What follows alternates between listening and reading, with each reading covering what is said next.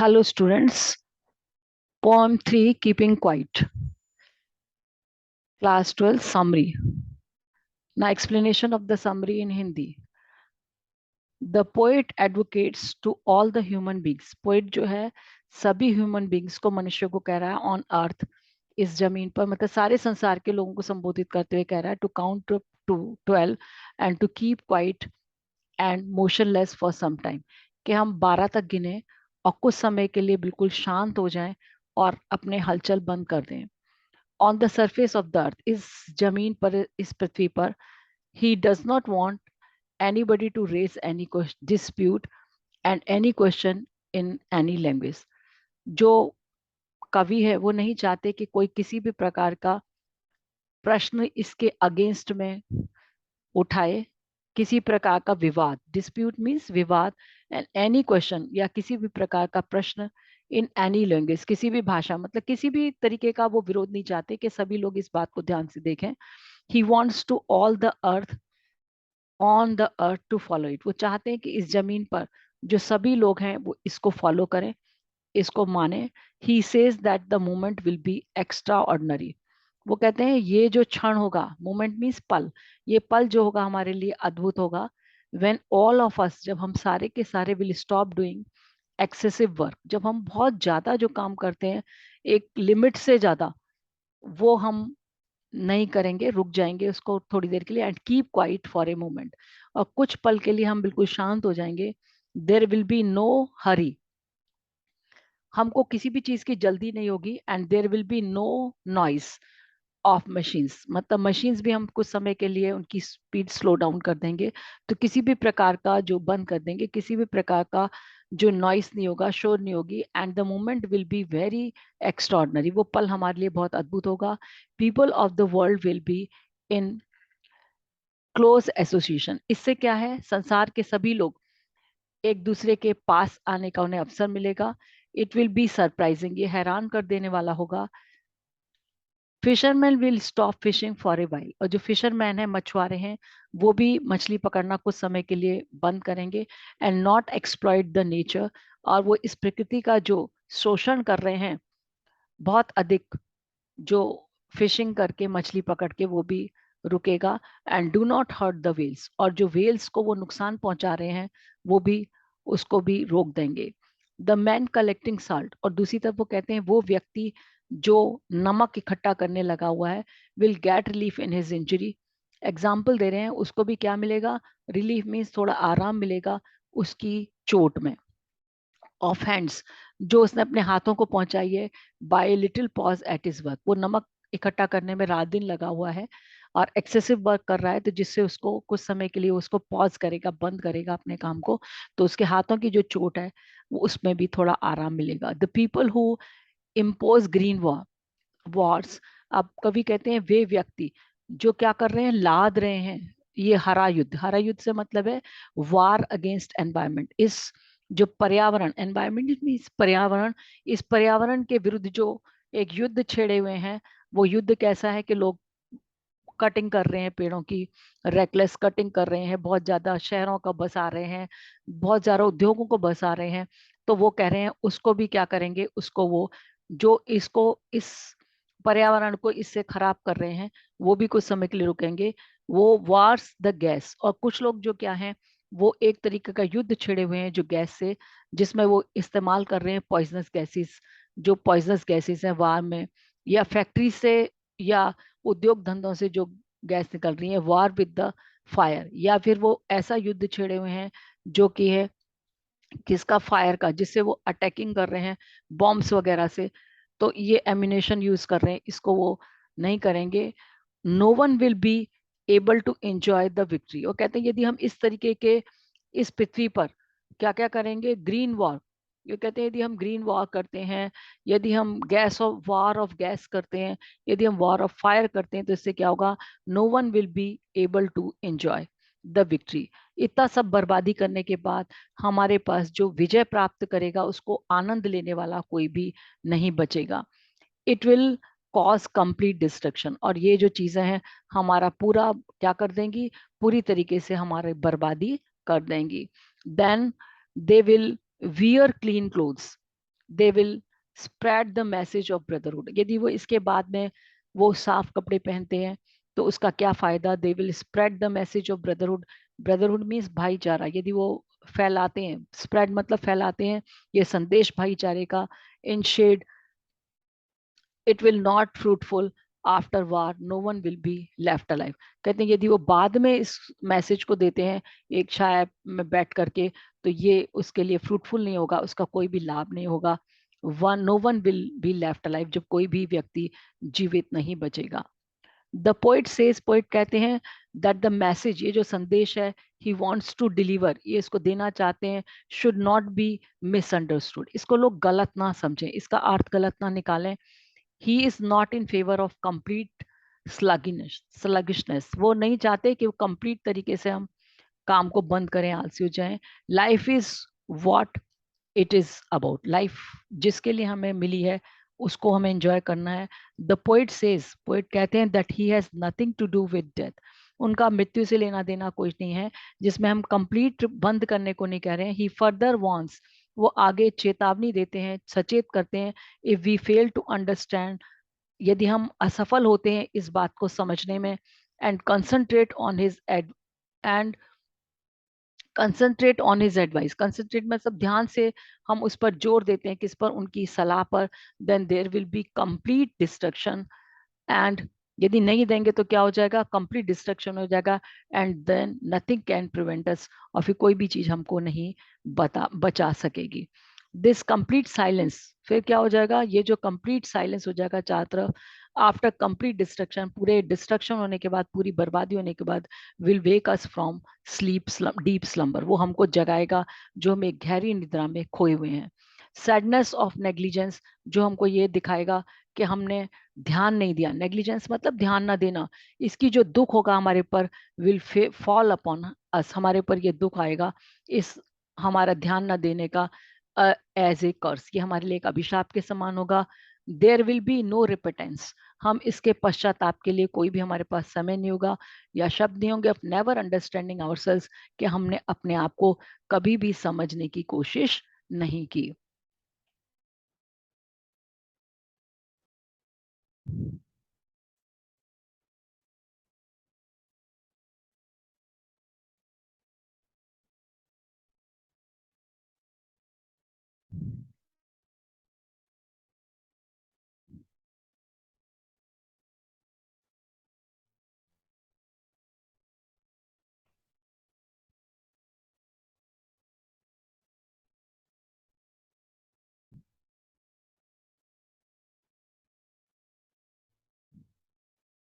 There is possibly that earth may teach a lesson of to mankind। अब कभी कहते हैं हो सकता है, संभवता, हो सकता है संभवतः हमको क्या हो, द अर्थ, ये जो पृथ्वी है, ये may teach a lesson to mankind, ये मनुष्य को ये एक पाठ, सबक सिखाएगी।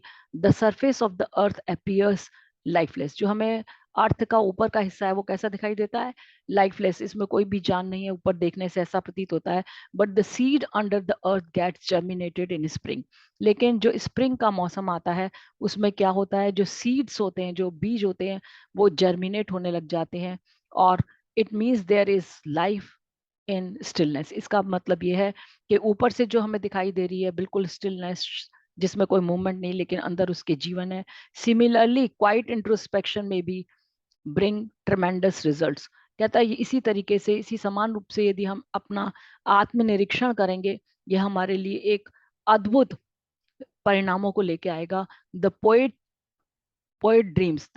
Dreams the world without threat of wars, poet का एक स्वप्न है कि ये जो है वर्ल्ड हो जिसमें कोई भी तरीके के वार्स ना हो, फुल ऑफ म्यूचुअल अंडरस्टैंडिंग, आपसी समझ हो लोगों में अच्छे से, and when people will step forward on their own. कवि कहते हैं जब इस मार्ग पर, इस रास्ते पर सभी लोग स्वयं कदम उठाएंगे, only then the poet will get success in his mission, तभी पोइट को अपने मिशन में, मिशन मीन्स एम में, अपने उद्देश्य में उसको सफलता मिलेगी। And quit from the scene, और वो फिर इस परिदृश्य से हट जाएगा। Now let's take the Hindi meaning of these question answers. Question number 1, what will counting up to 12 and keeping still help us achieve? Counting, यदि हम 12 तक गिनते हैं तो हमको, और हम क्या करते हैं, एंड कीपिंग स्टिल, बिना मूवमेंट्स के रहते हैं, कोई हलचल नहीं करते, इससे हमें क्या प्राप्त होगा?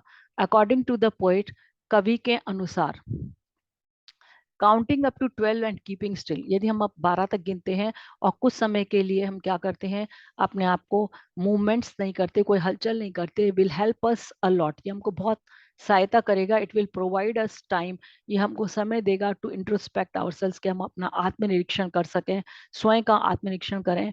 We have been exploiting the nature, जो हम लगातार क्या कर रहे हैं, इस प्रकृति का शोषण कर रहे हैं, एंड आवरसेल्व्स, और अपने आप का, फॉर ए लॉन्ग, बहुत लंबे समय से, but still we are not serious, लेकिन हम इस बात को लेकर अभी गंभीर नहीं है अबाउट इट्स रिपरकशंस, इसके जो विपरीत प्रभाव पड़ेंगे। Those who prepare green wars, जो लोग बनाते हैं, तैयार करते हैं ग्रीन वॉर्स को, वॉर्स विद गैस, या गैस के साथ वॉर्स, वॉर्स विद फायर, या फायर के साथ वॉर्स, वॉर्स डोंट रियलाइज, वो ये इस सच्चाई को नहीं महसूस करते, that it will bring complete destruction, ये हमारे लिए पूरी बर्बादी लेकर आएगा, and no one would remain alive, और कोई भी व्यक्ति जीवित नहीं रहेगा टू एंजॉय, इसका आनंद लेने के लिए, किसका? विक्ट्री का, जो विजय होगी। So the poet wants to make them understand, poet चाहते हैं कि लोग समझें the necessity of quiet introspection, कि इस समय क्या आवश्यकता है, क्यों आवश्यकता है अपने स्वयं के आत्मनिरीक्षण की। वी मस्ट एनहेंस पीस, हमको एनहेंस मीन्स बढ़ानी है शांति, एंड हार्मोनी, लोगों के आपसी समझ, and create a feeling of mutual understanding, आपसी समझ की जो समझ पैदा करनी है। We have become very much selfish, हम बहुत ज्यादा क्या हो गए? सेल्फिश मीन्स बहुत ज्यादा अपने बारे में ही सोचते हैं। होर्डिंग पावर, जिसमें हम चाहते हैं कि हम पावर को इकट्ठा करें, अपने पास पावर बढ़ाएं। होर्डिंग मीन्स कलेक्ट करना, पोजीशन, अपनी जो स्थिति है समाज में उसको बढ़ाएं, एंड मनी, और पैसे को। इसी पर हम ध्यान लगा रखा है। We must quit from greed, हमें लालच से, लालच को छोड़ना पड़ेगा। Now question number 2, do you think the poet advocates total inactivity and death? क्या आप समझते हैं कि पोइट कह रहे हैं किसके बारे में, कि पूरी तरीके से हम क्रियाशील, अपनी क्रियाशीलता को खत्म कर दें, एंड डेथ, कंप्लीट डेथ हो जाए? कंप्लीट डेथ मीन सब कुछ बंद हो जाए, सब कुछ खत्म हो जाए, क्या उनका कहने का मतलब है? टोटल इनएक्टिविटी मीन्स होता है कि जब पूरी तरीके से सब कार्य बंद हो जाए, तो उसका अर्थ मृत्यु ना लिया जाए। क्या ये सोच चाह रहे हैं कवि? No, the poet does not advocate total inactivity. कवि जो है वो इसके बारे में नहीं कह रहे कि पूरी तरीके से हम इनएक्टिव हो जाएं, क्रियाशील ना रहें। Inactivity should not misunderstand, should not be misunderstood, है ना? जो इनएक्टिविटी है, इसको गलत ना समझाए। डूइंग नथिंग, कि हम कुछ भी नहीं करें, ऐसा नहीं है। द पोइट वांट्स, पोइट चाहते हैं, people not to indulge in work all the time, कवि चाहते हैं कि लोग हर समय काम में, इंडल्ज मीन्स लगे रहना, हर एक समय काम में न लगे लगे रहें। They should not put their health at the stroke, उन्हें अपनी जो स्वास्थ्य है उसको दाव पर नहीं लगाना, for the sake of money, पैसे के लिए। People should enjoy leisure too, लोगों को अपना खाली समय, उसको भी आनंद लेना उसका। Life is what it is about, कभी कह रहे हैं लाइफ जिसके लिए मिली है उसको हमें जीना है। Poet does not associate it with death, poet इसको नहीं जोड़ रहे हैं मृत्यु से। He is not in favour of excessive exploitation, actual में वो इस फेवर में नहीं है, इस पक्ष में नहीं है कि बहुत ज्यादा, एक्सेसिव मीन्स टू मच, बहुत ज्यादा शोषण हो, किसका? मनुष्य के जो शक्ति है, और as well as of environment, और जो वातावरण है, इन दोनों का ही अत्यधिक शोषण ना हो। Question number 3, what is the sadness that the poet refers in the poem? क्या दुख है जो कवि इस पोएम में जिसको बता रहे हैं?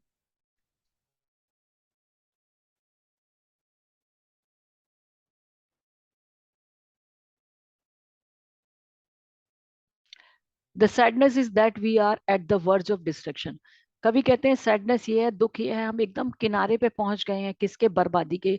We are still not beware, हम अभी भी खबरदार नहीं है ऑफ द बिटर ट्रूथ, इस कड़वे सच के, कि that this continuous process of exploiting, ये जो लगातार हमारा एक जो कार्य चल रहा है, प्रोसेस मीन जो एक तरीका चल रहा है, exploiting nature and exploiting ourself. हम शोषण कर रहे हैं किसका? प्रकृति का, और एक्सप्लॉइटिंग आवरसेल्फ, अपने आप का शोषण कर रहे हैं फिजिकली एंड मेंटली, शारीरिक रूप से और मानसिक रूप से।